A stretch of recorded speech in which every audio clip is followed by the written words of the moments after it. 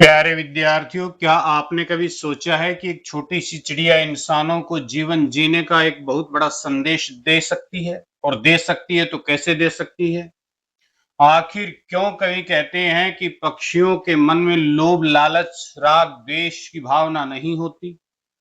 और क्यों मनुष्य को बेड़ियों में बंधा हुआ बताया गया है? तो आज की इस वीडियो में हम कक्षा 7 हिंदी मल्हार पुस्तक के पाठ 9 चिड़िया नामक जो कविता है उसके सभी प्रश्न उत्तरों को बहुत ही सरल और आसान भाषा में समझेंगे। तो वीडियो को अंत तक जरूर देखिएगा, क्योंकि यहाँ आपको मिलेंगे परीक्षा में पूछे जाने वाले महत्वपूर्ण प्रश्न, सरल व्याख्या और शानदार उत्तर लिखने की ट्रिक। नमस्कार विद्यार्थियों, मैं हूं विनोद कुमार वेदालंकार। आप सभी का स्वागत है आपके अपने YouTube channel VK Hindi Sanskrit Gurukul में। तो चलिए शुरू करते हैं आज का शानदार सफर।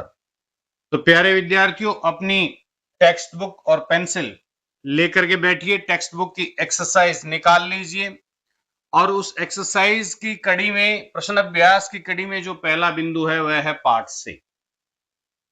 तो आइए अब हम इस कविता पर विस्तार से चर्चा करें। आगे दी गई गतिविधियां इस कार्य में आपकी सहायता करेंगी मेरी समझ से। कई भाग इसका देख लेते हैं। नीचे दिए गए प्रश्नों का सटीक उत्तर कौन सा होगा? उसके सामने तारा बनाइए, एक स्टार बनाइए। कुछ प्रश्नों के एक से अधिक उत्तर भी संभव हैं। तो पहला प्रश्न है, देख लेते हैं। कविता के आधार पर बताइए कि इनमें से कौन सा गुण पक्षियों के जीवन में नहीं पाया जाता। अब कविता के आधार पर बताना है आपको, ठीक है जी। तो पहला ऑप्शन इसमें है प्रेम प्रीति, दूसरा है मिलजुल कर रहना, तीसरा है लोभ और पाप, चौथा है निर्भय विचरण। तो कौन सा गुण पक्षियों के जीवन में नहीं पाया जाता? नकारात्मक प्रश्न पूछ रहे हैं, ध्यान दीजिएगा, ठीक है। तो कौन सा गुण नहीं पाया जाता? तो लोभ और पाप का जो गुण है वो पक्षियों में नहीं पाया जाता। यानी कि जो तीसरा विकल्प है उसके सामने आपको स्टार बनाना है, ठीक है जी। आगे चलते हैं भाई, दूसरा प्रश्न देख लेते हैं। दूसरा प्रश्न क्या है प्यारे बच्चों? दूसरा प्रश्न है, सब मिलजुल कर रहते हैं वे, सब मिलजुल कर खाते हैं। कविता की यह पंक्ति किन भावों की ओर संकेत करती है? तो इसके यहां पर चार ऑप्शन दे रखे हैं, इसके भाव बताने हैं कि सब मिलजुल कर रहते हैं वे, सब मिलजुल कर खाते हैं। इस वीडियो का फर्स्ट पार्ट आपको ध्यान से एक बार देख लेना चाहिए। तो पहला ऑप्शन है असमानता और विभाजन। क्या ये इसका भाव है? मुझे तो नहीं लगता। दूसरा, प्रतिस्पर्धा और संघर्ष, नहीं ये भी मुझे नहीं लगता। समानता और एकता, ये लगता है। स्वार्थ और ईर्ष्या, तो इसका जो भाव है इन पंक्तियों का वो थर्ड ऑप्शन यानी कि समानता और एकता। तो समानता और एकता का जो भाव है उसके सामने आपको क्या लगा देना है? स्टार लगा देना है, ठीक है जी। आगे चलते हैं भाई, तीसरा प्रश्न देख लेते हैं। वे कहते हैं मानव सीखो तुम हमसे जीना जग में। तो इस कविता में पक्षी मनुष्य से कैसा जीवन जीने के लिए कहते हैं, कैसा जीवन की जो शैली है उसको सीखने के लिए कहते हैं। तो कैसी जीवन शैली सिखा रहे हैं पक्षी हमें? क्या वो कहते हैं मनुष्यों को कि आपको आकाश में उड़ते रहना चाहिए? नहीं, ऐसा तो वो नहीं कहते। दूसरा, बंधन में रहना चाहिए, ऐसा भी नहीं कहते। स्वच्छंद रहना चाहिए। और चौथा है संचय करना चाहिए। तो तीसरा विकल्प यहाँ पर जो है यानी कि स्वच्छंद रहना चाहिए, स्वतंत्र रहना चाहिए, उसके लिए वो आपको क्या कहते हैं? ऐसी जीवन शैली अपनाने के लिए कहते हैं, ठीक है जी। ख भाग इसका देख लेते हैं भाई। ख भाग क्या कहते हैं? अब अपने मित्रों के साथ मिलकर चर्चा कीजिए और कारण बताइए कि आपने ये उत्तर ही क्यों चुने, ठीक है जी। तो आपको लॉजिक देना है, तर्क देना है अपने उत्तरों के पीछे कि मेरे ये ऑप्शन चुनने के पीछे का जो लॉजिक है, तर्क है, वो ये है, ठीक है। तो देखिए, मेरे अनुसार लोभ, पहले का बता देते हैं, मेरे अनुसार लोभ और पाप के गुण पक्षियों के जीवन में नहीं पाए जाते, क्योंकि कविता में भी ये स्पष्ट रूप से बता दिया गया है कि पक्षियों के मन में किसी भी प्रकार का लोभ अथवा पाप की भावना नहीं होती, ठीक है जी। नेक्स्ट, मेरे अनुसार सब मिलजुल कर रहते हैं, सब मिलजुल कर खाते हैं। कविता की यह पंक्ति समानता और एकता के भावों की ओर संकेत करती है। ठीक है जी। तीसरा, मेरे अनुसार कविता में पक्षी मनुष्य से स्वच्छंद, स्वच्छंद का मतलब है स्वतंत्र, आजाद, समझे, रहने के लिए कहते हैं, क्योंकि जीवन की सार्थकता स्वतंत्रता यानी कि मुक्त रहने में ही है, न कि बंधनों में बंध जाने में। ठीक है जी। तो इस स्वतंत्रता, ये स्वतंत्रता कितनी महत्वपूर्ण होती है, इसके लिए आपको अपने भारत का इतिहास पढ़ लेना चाहिए। इस स्वतंत्रता को पाने के लिए कितने ही वीरों ने जो है अपने देश को स्वतंत्र करवाने के लिए, कितने वीरों ने जो फांसी के फंदे पर झूल गए। ठीक है जी। तो स्वतंत्रता सबसे महान होती है। आगे देख लेते हैं, मिलकर करें मिलान। कविता में से चुनकर कुछ संदर्भ नीचे दिए गए हैं। एक तरफ संदर्भ है, दूसरी तरफ भाव है। ठीक है जी। तो अपने समूह में मिलजुल करके इनको आपस में मिलाना है। जैसे पहला है चिड़िया की बोली। तो चिड़िया की बोली क्या हमको भाव प्रदान करती है? चिड़िया की बोली से किस प्रकार के भाव उत्पन्न होते हैं? तो प्रेम और स्वतंत्रता का संदेश जो है चिड़िया हमें दे करके जाती है। ठीक है। तो नंबर 1 को 5 से मिला दीजिए। और नंबर 2 को सोने की कड़ियां, तो नंबर 2 को 1 से मिला दीजिए, यानी बंधन और लालच। तो सोने की कड़ियां किसका प्रतीक है? बंधन और लालच का प्रतीक है। ठीक है जी। निर्भय विचरण, तो निर्भय विचरण जो 3rd नंबर पर है उसको 4th से मिला दीजिए। निर्भय विचरण का मतलब है स्वतंत्रता और निर्बाध जीवन जीना। ठीक है। बिना निर्बाध का मतलब है बिना किसी रुकावट के, बिना किसी बाधा के जीवन को जीना। ठीक है जी। तो नंबर 4 को 3 से मिला देंगे। नंबर 4 क्या है? मुक्ति मंत्र। मुक्ति मंत्र का मतलब है बंधन से मुक्ति का सूत्र, बंधन से मुक्ति का तरीका। ठीक है। बंधन से मुक्ति का फॉर्मूला है। तो नंबर 4 को 3 से मिला देंगे। नंबर 5 को किससे मिलाएंगे? नंबर 5 को 2 से मिला देंगे। तो नंबर 5 क्या है? दिन भर काम। तो दिन भर काम का क्या भाव है? शर्म और संतोष। शर्म का मतलब है परिश्रम, परिश्रम के बाद संतोष मिलता है। ठीक है जी। अब कर लेते हैं भाई पंक्तियों पर चर्चा। बहुत इंपॉर्टेंट है, इस प्रकार के जो प्रश्न है वो आपकी परीक्षा में पूछे जाते हैं। तो कविता में से चुन करके कुछ पंक्तियां नीचे दी गई हैं, इन्हें ध्यान से पढ़िए, इन पर विचार कीजिए। आपको इनका क्या अर्थ समझ में आया, अपने विचार अपनी कक्षा में अथवा अपने फ्रेंड सर्कल में जो है उसको साझा कीजिए। तो कर लेते हैं भाई, चिड़िया बैठी प्रेम प्रीति की, रीति हमें सिखलाती है। इन पंक्तियों का क्या भाव आपकी समझ में आया? तो देखिए, इन पंक्तियों का भाव ये समझ में आया कि उपरोक्त पंक्तियों का अर्थ यह है कि चिड़िया जो है पीपल के पेड़ की डाली पर बैठकर मधुर गीत गाती है। अपने गीतों के द्वारा वह मनुष्य को प्रेम, स्नेह, सौहार्द और एक दूसरे की सहायता करने का जो भाव है, इस प्रकार के जीवन जीने का तरीका हम मनुष्य को सिखाती है। कहने का तात्पर्य यह है कि चिड़िया मनुष्य को नफरत और द्वेष की भावना को छोड़ने की प्रेरणा देती है। ठीक है जी। आगे चलते हैं भाई। सेकंड क्या है? उनके मन में लोभ नहीं है, पाप नहीं, परवाह नहीं। तो इन पंक्तियों से क्या अर्थ समझ में आया? तो ये पंक्तियां जो प्रस्तुत पंक्तियां हैं, इनका अर्थ यह है कि पक्षियों के मन में न तो किसी किस्म का किसी भी प्रकार का लोभ होता है, न ही उनके मन में किसी प्रकार की पाप की भावना होती है, न उनके मन में दूसरे की वस्तु को छीन कर खाने की भावना होती है, और न ही किसी चीज की कोई उनको चिंता होती है। ठीक है जी। तो कहने का तात्पर्य क्या है कि पक्षी मनुष्य को भी लालच से मुक्त, लोभ से मुक्त, राग द्वेष से मुक्त, एक दूसरे को छोटा दिखाने, एक दूसरे को नीचा दिखाने की जो प्रवृत्ति है, उससे मुक्त जीवन जीने की प्रेरणा देते हैं, उसकी तरफ उसको वो प्रेरित करते हैं। ठीक है जी। तीसरा देख लेते हैं भाई, गए भाग। सीमाहीन गगन में उड़ते निर्भय विचरण करते हैं। तो प्रस्तुत पंक्तियों का क्या अर्थ है? तो प्रस्तुत पंक्तियों का अर्थ है कि पक्षी सीमाहीन, कहने का मतलब क्या है कि जिसकी कोई सीमा नहीं है, बिना किसी सीमा के, जिसकी कोई हद नहीं है। तो ऐसे आकाश में, जैसा कैसा आकाश? आकाश के अंदर तो किसी प्रकार की कोई सीमा है नहीं, हम मनुष्यों ने सीमाएं खींच ली है, प्राकृतिक रूप से तो आकाश में कोई सीमा है नहीं। ठीक है जी। तो ऐसे आकाश में स्वतंत्रता से उड़ते हैं और बिना किसी भय के, बिना किसी डर के वहां पर विचरण करते हैं।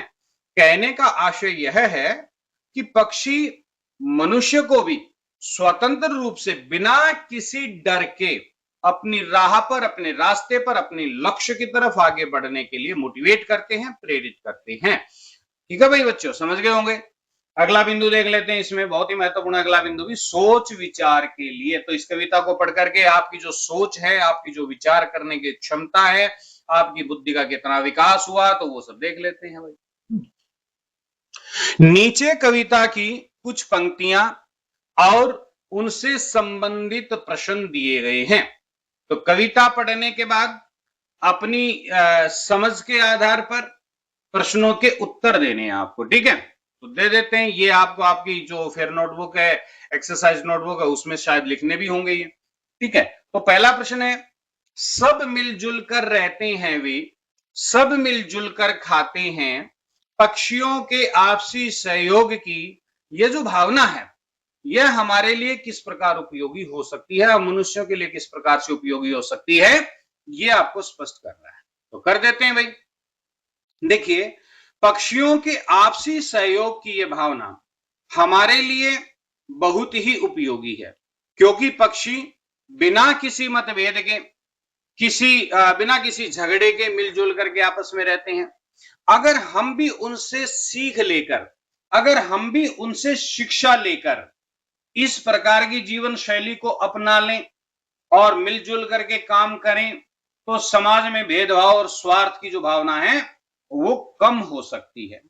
पक्षियों की तरह मिलजुल कर अथवा बांट कर खाने से यदि हम भी मोटिवेट हों, प्रेरित हों और केवल संसाधनों का आवश्यकता के अनुसार ही उपयोग करें, तो समाज में एकजुटता, समानता, भाईचारा और प्रेम की भावना विकसित हो सकती है। इसलिए हमें भी पक्षियों से मिलजुल कर, पक्षियों की तरह ही मिलजुल कर रहना चाहिए और उन्हीं की तरह मिलजुल करके अपना खाना चाहिए और उन्हीं की तरह मिलजुल करके हमें जीवन को जीना सीखना चाहिए। ठीक है जी। ख प्रश्न देख लेते हैं। जो मिलता है उसे शर्म से उतना भर लेते हैं। देखिए, पक्षी अपनी आवश्यकता भर का ही संचय करते हैं। संचय करना माने एकत्रित करके रखना, इकट्ठा करके रखना, जमा करके रखना। मनुष्य का क्या स्वभाव है? मनुष्य का स्वभाव तो बिल्कुल इससे भिन्न है। पक्षी जो है वो अपनी आवश्यकता के अनुसार ही संचय करते हैं। मनुष्य का स्वभाव इससे बिल्कुल विपरीत है, क्योंकि मनुष्य भविष्य की चिंता में या स्वार्थ के वशीभूत होकर अक्सर जो है अपनी आवश्यकता से कहीं बहुत ज्यादा संचय कर लेता है और कभी कभी इतना ज्यादा संचित कर लेता है और उतना ज्यादा संचित करने के दौरान वह दूसरों के हिस्सों पर भी, दूसरों के हक पर भी कब्जा कर लेता है। इससे मनुष्य के स्वभाव में लालच, भय और असंतोष का भाव पैदा हो जाता है। ठीक है जी। तीसरा प्रश्न देख लेते हैं। गह प्रश्न क्या है भाई? हम स्वच्छंद और क्यों तुमने डाली है बेड़ी पग में। तो पक्षी क्या कहते हैं? पक्षी कहते हैं कि देखिए भाई, हम तो स्वच्छंद हैं और मनुष्य ने अपने पग में, अपने पैरों में बेड़ियां डाल ली हैं। तो पक्षी को स्वच्छंद और मनुष्य को बेड़ियों में कवि के द्वारा क्यों बताया गया है? देखिए, पक्षियों को स्वच्छंद और मनुष्य को बंधन में यानी कि बेड़ियों में इसलिए बताया गया है क्योंकि पक्षी हर तरह के बंधन से मुक्त होते हैं। उन्होंने अपनी इच्छाओं, स्वार्थ और संग्रह की प्रवृत्ति को सीमित रखा है, एक सीमा में बांध दिया। जबकि मनुष्य जो है वो सांसारिक और भौतिक सुखों की जो बेड़ियां हैं, जो बंधन है, उसमें इतने भयंकर रूप से बंधा हुआ है कि वह अपने विचारों और इच्छाओं में इतना उलझा रहता है और समाज के द्वारा निर्धारित की गई जो रीतियां हैं, जो ढंग हैं, परंपराएं हैं, उनमें भी बहुत गहराई से वो बंधा हुआ है। वह बाहर से तो मनुष्य आजाद दिखाई देता है, स्वतंत्र हमको आदमी दिखाई देता है, लेकिन वास्तव में मनुष्य स्वतंत्र नहीं है। वह भीतर से जो है सांसारिक बंधनों में बुरी तरह से जकड़ा हुआ है। ठीक है जी। अगला बिंदु है इसमें अनुमान और कल्पना। तो ठीक है, हम देख लेते हैं इस कविता को पढ़ करके हमने अनुमान कितना लगाना सीखा है, हमारी कल्पना शक्ति ने कितना उड़ान करना सीखा है। तो अपने समूह में मिलकर के संवाद कीजिए। ये संवाद जो है ये बहुत महत्वपूर्ण है भाई। चिड़िया मनुष्य को स्वतंत्रता का संदेश देती है कि तुम स्वच्छंद रहो, स्वतंत्रता से अपना जीवन जियो। आपके अनुसार मनुष्य के पास किन कार्यों को करने की स्वतंत्रता है और किन कार्यों को करने की स्वतंत्रता नहीं है? इसको एक संवाद का रूप देना। ठीक है जी, दे देते हैं। देखिए, चिड़िया मनुष्य को स्वतंत्रता का संदेश देती है। मनुष्य को कुछ कार्य करने की स्वतंत्रता तो है, ऐसा बात नहीं है कि नहीं है, परंतु कुछ कार्यों को करने में मनुष्य पूर्ण रूपेण स्वतंत्र नहीं है, वह परतंत्र है। अब जिन कार्यों को करने की स्वतंत्रता है वे कार्य निम्नलिखित हैं। कौन कौन से भाई? एक तो निर्णय लेने की स्वतंत्रता, ठीक है जी, अपनी क्षमता के अनुसार परिश्रम करने की स्वतंत्रता, सही और गलत का चुनाव करने की स्वतंत्रता, विचार और अभिव्यक्ति की स्वतंत्रता, ठीक है जी, अपनी रुचि के अनुसार कोई भी कार्य करने की स्वतंत्रता, ये भी एक स्वतंत्रता ही है। अपने हुनर को, अपने कौशल को अपनाने की स्वतंत्रता, और जिन कार्यों को करने की स्वतंत्रता नहीं है, अब उन पर चर्चा कर लेते हैं भाई, वे कौन कौन से हैं जिन कार्यों में करने में मनुष्य स्वतंत्र नहीं है बल्कि परतंत्र महसूस करता है। देखिए, अपनों से बड़ों का अनादर करना, अपनों से बड़ों का अनादर करने में मनुष्य स्वतंत्र नहीं है। कहने का मतलब क्या है कि अपनों से बड़ों का आदर करना ही चाहिए, करना ही पड़ेगा आपको। दूसरा, किसी की धार्मिक भावनाओं को ठेस पहुंचाने की स्वतंत्रता मनुष्य को नहीं है। दूसरों को हानि पहुंचाने की स्वतंत्रता मनुष्य को नहीं है। प्रकृति को नष्ट करने की स्वतंत्रता मनुष्य को नहीं है। समाज में नफरत फैलाने की स्वतंत्रता मनुष्य को नहीं है।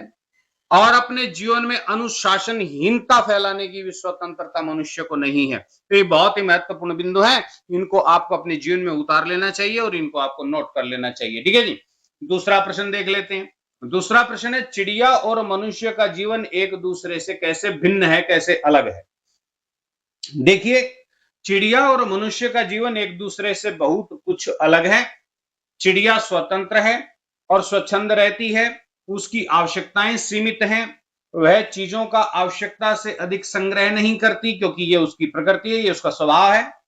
उसका जीवन बिना किसी लालच, नफरत और द्वेष के चल जाता है। वह एकदम सहज और सरल जीवन जीती है। इसके विपरीत मनुष्य का जो जीवन है, वो मनुष्य का जीवन बड़ा कॉम्प्लिकेटेड है, वो बंधन युक्त होता है, वो बंधनों में बंधा हुआ होता है। वह समाज, रिश्तों, नियमों, अनुशासन, कानून और जिम्मेदारियों से बंधा हुआ जीवन होता है। वह अपनी इच्छाओं व जरूरतों को पूरा करने के लिए आवश्यकता से अधिक संचय करता है क्योंकि यही उसका स्वभाव है। वह भविष्य की चिंता अधिक करता है क्योंकि ये उसकी नेचर है, उसकी प्रकृति है। उसका जीवन लालच, ईर्ष्या, द्वेष, अहंकार आदि से घिरा हुआ रहता है। तो इस प्रकार से दोनों की जो तुलना है वो हम यहाँ पर करके अपने उत्तर को कंप्लीट कर सकते हैं। ठीक है जी, तीसरा प्रश्न देख लेते हैं भाई। तीसरा प्रश्न क्या है कि चिड़िया कहीं भी अपना घर बना सकती है। बिल्कुल कहीं भी अपना घर बना सकती है। यदि आपके पास चिड़िया जैसी सुविधा हो तो आप अपना घर कहाँ बनाना चाहेंगे और क्यों? देखिए, चिड़िया कहीं भी अपना घर बना सकती है, तो स्वतंत्र, उसको कौन सा प्लॉट खरीदना है या जो है रजिस्ट्री लेनी है या अपना घोंसला बनाने के लिए आर्किटेक्ट से जो है नक्शा पास करवाना है, ऐसा तो कुछ है नहीं। ठीक है, अगर मुझे चिड़िया जैसी स्वतंत्रता मिले तो मैं अपना घर ऐसे स्थान पर बनाना पसंद करूंगी या करूंगा जहां प्राकृतिक सौंदर्य और शांति हो। पहाड़ों की सुंदरता मुझे बहुत अच्छी लगती है। पहाड़ों की शीतलता, सुंदर वादियां, हरे भरे पेड़ पौधे, स्वच्छ जल स्रोत के बीच मैं अपना घर बना करके वहीं अपना सहज जीवन जीना चाहूंगी या चाहूंगा। ठीक है, इस प्रकार से आप इसका उत्तर लिख सकते हैं। नेक्स्ट, चौथा क्वेश्चन देख लेते हैं भाई। यदि आप चिड़िया की भाषा को समझ सकते तो आप चिड़िया से क्या बातें करते? तो ठीक है, बता देते हैं भाई, ये तो अपनी कल्पना की बात है, क्या आप कल्पना करते हैं, क्या अनुमान लगाते हैं? देखिए, अगर मुझे चिड़िया की भाषा समझ आती तो मैं चिड़िया से निम्नलिखित बातें करती या करता, जैसे उसे आकाश में उड़ना कैसा लगता है, उसे अपना घर पेड़ की डाली पर बनाना क्यों अच्छा लगता है, उसे अन्य चिड़ियों के साथ मिलकर रहना और मिल बांट कर खाना कैसा लगता है, क्या उन सबको मिलजुल कर एक दूसरे की मदद करना अच्छा लगता है, मैं ये सब बातें चिड़िया से करती या करता क्योंकि ये सब पूछकर मैं अपनी स्वतंत्रता, अपनी स्वच्छंदता आदि के बारे में जानना चाहती हूं या चाहता हूं। इस प्रकार से आप इसका उत्तर लिख सकते हैं प्यारे बच्चों। और इस प्रश्न के उत्तर को आप एक संवाद का रूप भी दे सकते हैं, क्योंकि आपको संवाद लेखन आता है, तो आप जो है चिड़िया और अपने मध्य हुए संवाद लेखन का भी रूप इसमें दिया जा सकता है। आगे चलते हैं भाई। अगला बिंदु है कविता की रचना, यानी कि लेखक क्या देखना चाहता है, आपका जो सिलेबस है वो क्या आपसे अपेक्षा करता है कि वो देखना चाहता है कि आपके अंदर क्रिएटिविटी कितनी आई, ठीक है, आपने कितना कुछ करने की क्षमता आई। तो सब मिलजुल कर रहते हैं वे, सब मिलजुल कर खाते हैं। अब यहां देखिए कुछ पंक्तियों को अंडरलाइन किया गया है, रेखांकित किया गया है। रेखांकित करना मतलब अंडरलाइन करना। तो रेखांकित शब्दों पर ध्यान दीजिए। ये शब्द लिखने बोलने में एक जैसे हैं, जैसे मिलजुल कर, ठीक है, और दूसरे में भी मिलजुल कर, एक लिखने में और बोलने में एक जैसे हैं। इस तरह की जो शैली है वो प्रायः कविता में प्रयोग की जाती है। अब आप सब मिलजुल कर नीचे दी गई कविता को आगे बढ़ाइए, यानी कि आपका जो ग्रुप है, फ्रेंड सर्कल है, वो सारा मिलजुल करके इस कविता को आगे बढ़ाएंगे, यानी कि कविता को जो है अधूरी छोड़ दी है लाइन, इसको पूरा करना है। सब मिलजुल कर हंसते हैं वे, सब मिलजुल कर गाते हैं, तो आप बढ़ा दीजिए आगे, ठीक है। कैसे, जैसे मैंने यहां कोशिश की है कि हंसी खुशी जीवन जीते हैं, वे सुख दुख बांटा करते हैं। तो इस प्रकार से आप जो है आगे इन पंक्तियों को क्रिएट कर सकते हैं, इनकी रचना कर सकते हैं। अगला टॉपिक है बच्चों भाषा की बात। अब थोड़ा सा आपको जो है व्याकरण का स्वाद चखाते हैं भाई, ठीक है, कोशिश करते हैं आपको थोड़ा सा व्याकरण का टेस्ट आपको दिया जाए। भाषा की बात, तो पीपल की ऊंची डाली पर बैठी चिड़िया गाती है। अब गाती को अंडरलाइन कर दिया यहां पर। तुम्हें ज्ञात क्या अपनी बोली में संदेश सुनाती है, तो सुनाती को भी अंडरलाइन कर दिया यहां पर। अंडरलाइन करना मतलब रेखांकित करना, तो रेखांकित शब्दों पर आपको ध्यान देना है। दो शब्द है, एक गाती और दूसरी सुनाती, ठीक है। तो इन शब्दों से चिड़िया के गाने और सुनाने के कार्य का बोध हो रहा है, ठीक है। अब कुछ कुछ आपको व्याकरण का कोई परिभाषा याद आ रही होगी, ठीक है ना, मैं आपको पूर्ण रूपेण याद करवा देता हूं, ठीक है जी। जिन शब्दों से किसी काम के करने या होने का बोध हो, दोबारा से देखें, जिन शब्दों से किसी काम के करने या होने का बोध हो, वे क्या कहलाते हैं प्यारे बच्चों, तो वे क्रिया कहलाते हैं, ठीक है जी। क्या कहलाते हैं, क्रिया कहलाते हैं, इंग्लिश में जिनको वर्ब कहते हैं। तो वे शब्द जिनमें कार्य करने या होने का बोध हो उन्हें क्रिया कहते हैं। तो कविता में ऐसे क्रिया शब्दों को ढूंढना है, ढूंढ करके लिखना है और उन शब्दों से नए वाक्यों की रचना करनी है, ठीक है जी। तो कर देते हैं भाई, इसमें कौन सी बड़ी बात है। तो कविता में आए क्रिया शब्द तथा उनसे बने हुए वाक्य निम्नलिखित हो सकते हैं। जरूरी नहीं है कि आप मेरी देखम देखी वाक्य बनाएं, आप अपनी तरफ से भी वाक्य बना सकते हैं। जैसे पहला शब्द यहाँ पर क्रियापद क्या है, सिखलाती। सिखलाती माने सिखाती। तो जीवन की कठिनाइयां हमें जीवन जीने का ढंग सिखलाती हैं। दूसरा शब्द है बतलाती। बतलाती माने बताती। तो मेरी माता मेरे बचपन की बातें मुझको बतलाती हैं। खाते हैं, परिवार के सब जन या सब लोग मिलकर खाना खाते हैं। सो जाते, रात के समय हम जल्दी सो जाते हैं। भरते हैं, राजनेता अपना अपना घर भरते हैं। उड़ जाती है, तो तेज हवा के चलने पर पेड़ों की पत्तियां उड़ जाती हैं। इस प्रकार से आप इन क्रियापदों को वाक्यों में प्रयोग कर सकते हैं, बहुत आसान है, ठीक है। आगे चलते हैं भाई पाठ से आगे। अब पाठ से आगे क्या है, भावों की बात आपको सिखला रहे हैं। अब मैंने बताया था भाव क्या होते हैं, तो भाव वो होते हैं जो आपको दिखाई तो नहीं देते, उनको आप देख नहीं सकते, सुन नहीं सकते, छू नहीं सकते, उनको स्पर्श नहीं कर सकते, उनका स्वाद नहीं ले सकते, माने वो पांच ज्ञानेंद्रियों की पकड़ में नहीं आते, लेकिन उनको आप मन से महसूस कर सकते हैं। जिन भावों को जिनको महसूस करने के जो भाव होते हैं उनको क्या कहते हैं, भाव कहते हैं। और उनको अभिव्यक्त करने वाले जो शब्द होते हैं उन्हें भाववाचक संज्ञाएं कहते हैं, ठीक है जी। इतनी बात आप समझ गए। अब चलते हैं। जब आप नीचे गए दिए गए दृश्य, अब अपनी टेक्स्ट बुक में देखिए कुछ दृश्य दे रखे हैं, आपको कैसा महसूस कराते हैं ये दृश्य, इनको देख करके आपको क्या महसूस करते हैं।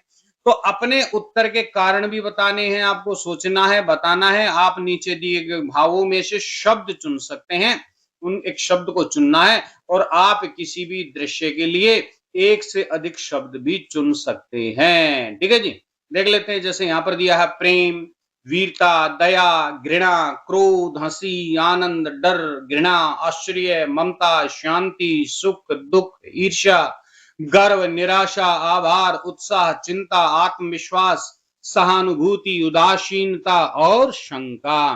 तो ये सब जितनी भी संज्ञाएं यहां पर दे रखी, ये भाववाचक संज्ञाएं हैं। ये भाव हैं, आपके हृदय में, मन में, चित्त में उठने वाले भाव हैं, आपके अंतःकरण के अंदर उठने वाले ये भाव हैं। तो दृश्य देख लेते हैं। आपको कहीं से किसी पक्षी के चहचहाने की आवाज सुनाई देती है, ठीक है। तो किस प्रकार का भाव आपके अंदर उत्पन्न होगा? तो शांति का भाव आपके अंदर उत्पन्न होगा, ठीक है जी। दूसरा, शाम के समय किसी पेड़ पर अनगिनत पक्षी एक साथ चहचहा रहे हैं, तो किस प्रकार का भाव उत्पन्न होगा? आनंद का भाव उत्पन्न होगा जी, ठीक है। कोई गाय अपने बच्चे को, अपने बछड़े को दूध पिला रही है, तो कैसा भाव उत्पन्न होगा? ममता का भाव उत्पन्न होगा। कोई व्यक्ति अपने वाहन की खिड़की से बाहर कूड़ा फेंक रहा है, ठीक है, तो आपको क्या महसूस होगा? आपको उदासीनता महसूस होगी, सैडनेस महसूस होगा, ठीक है जी। कोई बच्चा किसी व्यर्थ कागज को कूड़ेदान में डाल रहा है, तो आपको बड़ा आश्चर्य होगा कि इतना छोटा सा बच्चा जो है वो डस्टबिन का यूज कर रहा है, बहुत अच्छी बात है। कोई व्यक्ति बिना हेलमेट पहने बहुत तेज गति से बाइक चला रहा है, तो आपको कैसा भाव उत्पन्न होगा? आपको चिंता का भाव उत्पन्न होगा कि भाई इसके साथ कोई भी दुर्घटना घट सकती है। दो प्राणी किसी कारण से लड़ रहे हैं, तो आपको निराशा का भाव उत्पन्न होगा, ठीक है जी। एक व्यक्ति जिसके पैर नहीं है, वह विशेष रूप से बनाई गई जो तिपैया गाड़ी है उस पर यात्रा कर रहा है, तो आपको कैसे भाव उत्पन्न होंगे? आपके दिल में सहानुभूति के भाव उत्पन्न होंगे, ठीक है जी।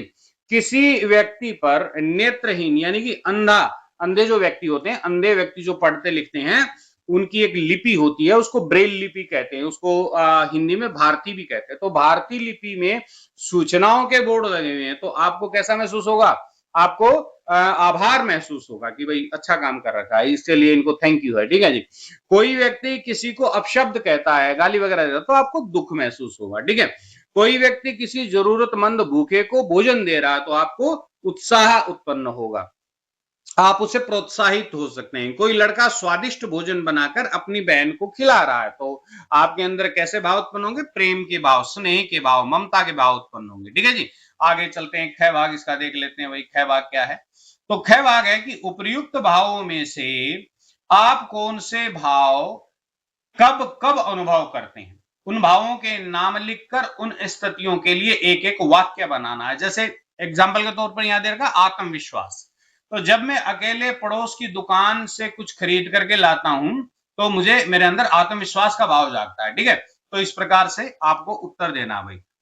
जैसे यहां पर दे रखा वीरता, तो वीरता का भाव कब उत्पन्न होता है? जब भी किसी फौजी को मैं देखती हूं या देखता हूं, ठीक है।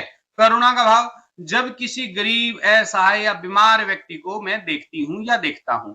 आनंद का भाव, जब मां की गोद में सिर रख करके मैं लेटता हूं या लेटती हूं, तो मुझे आनंद का भाव महसूस होता है। आश्चर्य, जब कोई पशु या पक्षी अच्छे से हमारी भावनाओं को समझ जाता है, तो मुझे बहुत आश्चर्य होता है।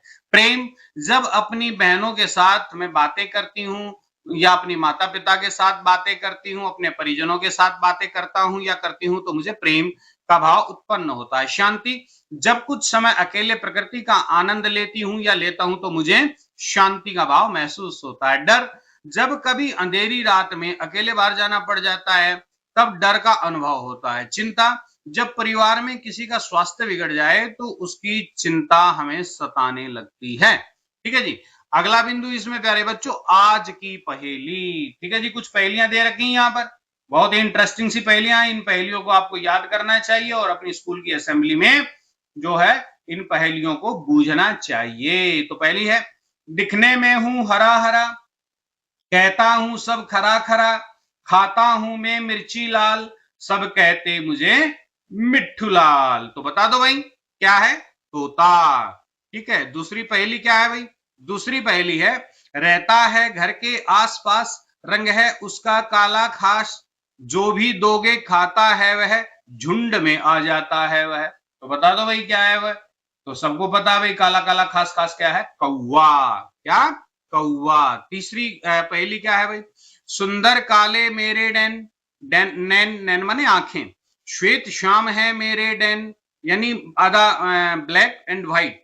ठीक है, श्वेत माने सफेद और श्याम माने काले, डैन, डैन माने पंख। तो काले और सफेद उसके पंख होते हैं। ठीक है, चिड़िया से थोड़ा बड़ा होता है। तो उड़ता रहता हूं दिन रैन, खेलूं पानी में तो आए चैन। तो कविता में भी इस पक्षी का उल्लेख आया है, खंजन। ठीक है जी। अगली चौथी पहेली क्या है?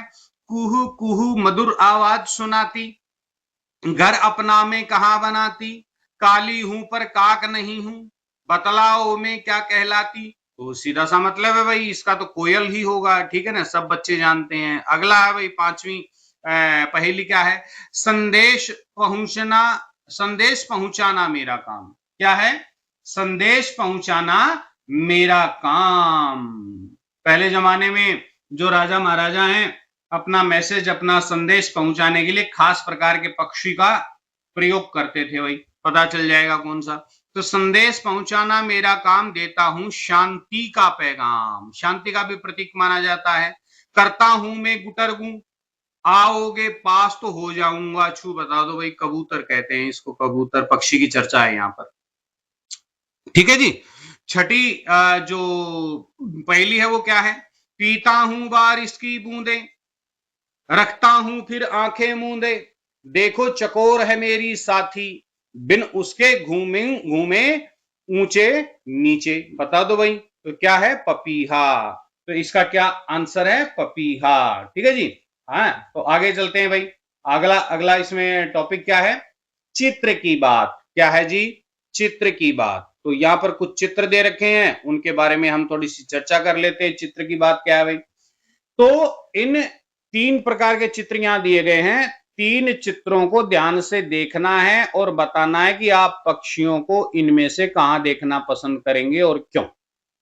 उत्तर बता देते हैं। देखिए, क्योंकि पक्षियों को स्वतंत्रता और प्राकृतिक वातावरण बहुत ही पसंद होता है। ठीक है जी।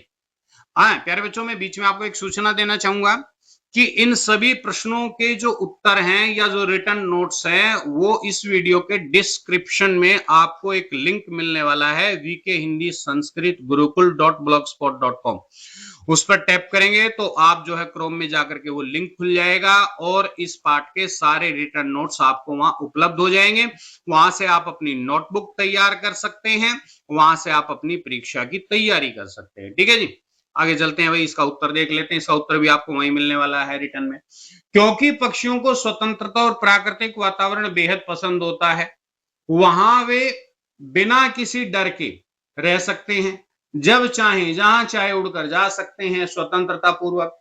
पक्षियों की असली खुशी स्वतंत्रता में ही होती है। पिंजरों या ऊंची नीची इमारतों में यदि हम उनको कैद कर देंगे और प्रदूषण से भरे हुए शहरों में यदि उनको रहना पड़ेगा, तो ये उनकी जिंदगी वहां पर दूभर हो जाएगी। इसलिए खुले बाग बगीचे या उपवन ही पक्षियों के रहने के लिए उचित स्थान है। और मैं जो है विशेष रूप से यही पसंद करूंगा या करूंगी कि पक्षियों को जो है खुले और स्वच्छंद वातावरण में ही रहना चाहिए। अगला बिंदु है इसमें निर्भय विचरण। निर्भय माने बिना भय के। ठीक है जी, निडर होकर के सीमाहीन गगन में उड़ते निर्भय विचरण करते हैं। तो कविता की इन पंक्तियों को पढ़िए और इन चित्रों को देखिए। तो चित्रों को हमने देख लिया है, इन चित्रों को देख करके आपके मन में क्या विचार आ रहे हैं?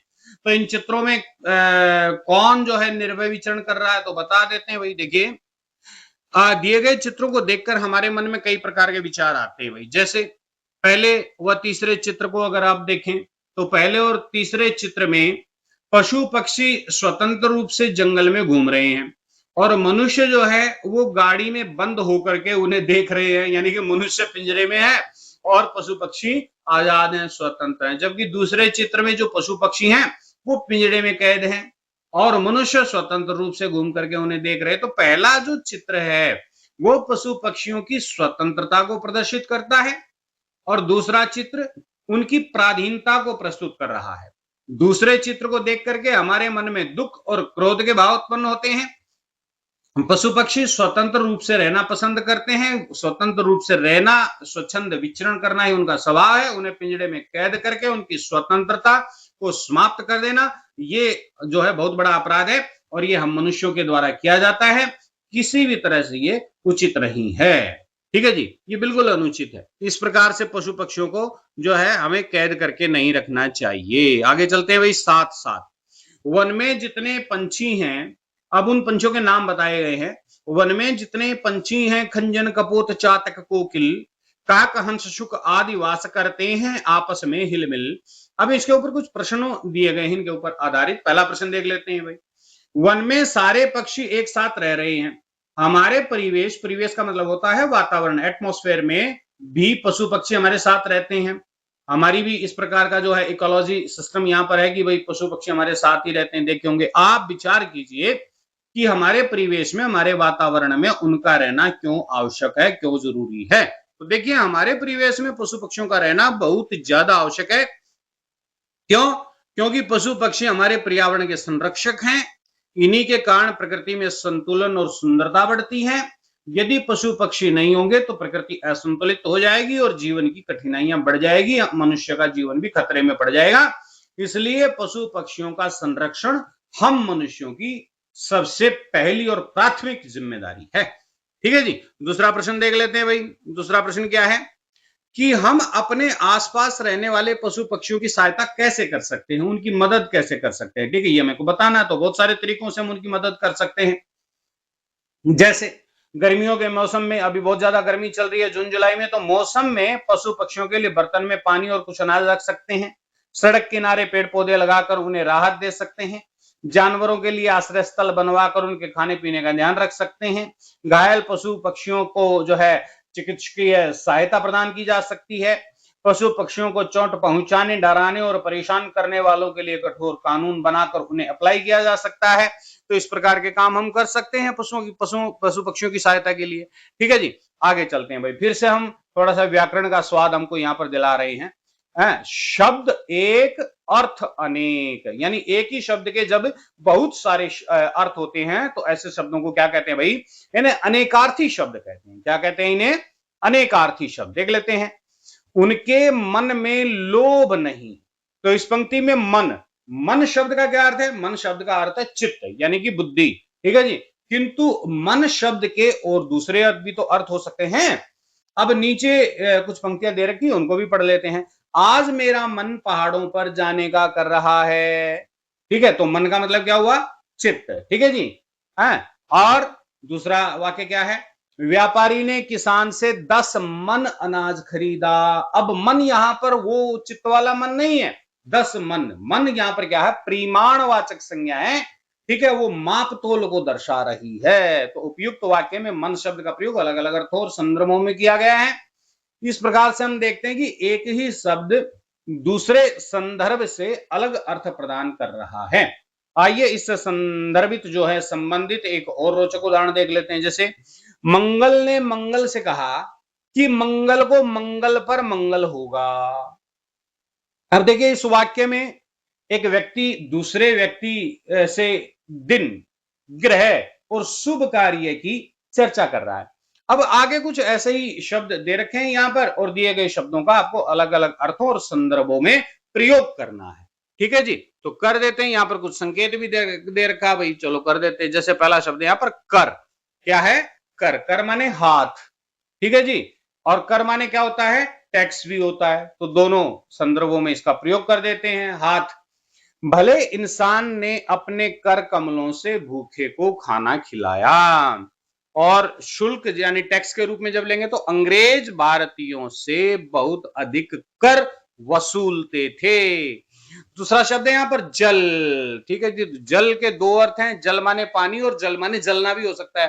ठीक है, तो पानी, गर्मियों में पक्षियों के लिए छत पर कटोरी में जल भरकर रखना चाहिए। जलना, ध्यान न देने पर आज मेरी सारी रोटी जल गई। ठीक है जी। तीसरा शब्द क्या है? अर्थ। अब अर्थ के भी दो अर्थ निकल सकते हैं। पहला है मतलब यानी कि मीनिंग और दूसरा है धन। ठीक है जी। मतलब, जब अर्थ हम मतलब निकालेंगे तो क्या होगा, अचंभित शब्द का अर्थ होता है हैरान करना। और धन माने लक्ष्मी माता अर्थ की देवी मानी जाती है। अगला है फल। अब फल के भी दो अर्थ लिए जाते हैं, एक तो खाने की वस्तु है फल और दूसरा परिणाम यानी कि रिजल्ट। ठीक है, ताजे फलों का रस सेहत के लिए अच्छा होता है। परिणाम, मेहनत का फल हमेशा मीठा होता है। ठीक है जी। आम, अब आम के भी दो अर्थ हो सकते हैं भाई, एक तो साधारण आम आदमी जिसको कह देते हैं, और आम एक फल का नाम भी है। तो आम जनता की कोई नहीं सुनता। ठीक है, एक फल के रूप में पेड़ पर लगे आम मीठे हैं। ठीक है बच्चों, इस प्रकार से एक ही शब्द के हम अनेकों अर्थ यहां पर ले सकते हैं। आगे चलते हैं भाई। देखिए प्यारे बच्चों, पूरा का पूरा ये प्रश्न अभ्यास आपको अच्छे से समझ में आ गया होगा जहां तक मैं समझता हूं है। और अगर इसमें कुछ और कसर आपको महसूस होती तो इस वीडियो को रिपीट कर करके सुनिए। प्यारे विद्यार्थियों, अगर आपको यह वीडियो पसंद आया है, उपयोगी लगा है, तो इसको लाइक करें, अपने दोस्तों के साथ शेयर करें, और ऐसे ही शानदार वीडियो पाने के लिए अपने सिलेबस से संबंधित जो है पाने के लिए इस चैनल को सब्सक्राइब कर लें, बेल आइकन जरूर दबाएं। ठीक है जी। और मैं दोबारा से आपको सूचित कर दूं कि लिखित नोट्स, रिटर्न नोट्स, जो अध्ययन सामग्री है वो पाने के लिए आप हमारे ब्लॉग पर जरूर विजिट करें। तो मैं मिलूंगा आपसे अगले शानदार वीडियो में एक नए पाठ के साथ। तब तक के लिए पढ़ते रहिए, आगे बढ़ते रहिए। आपका बहुत बहुत धन्यवाद।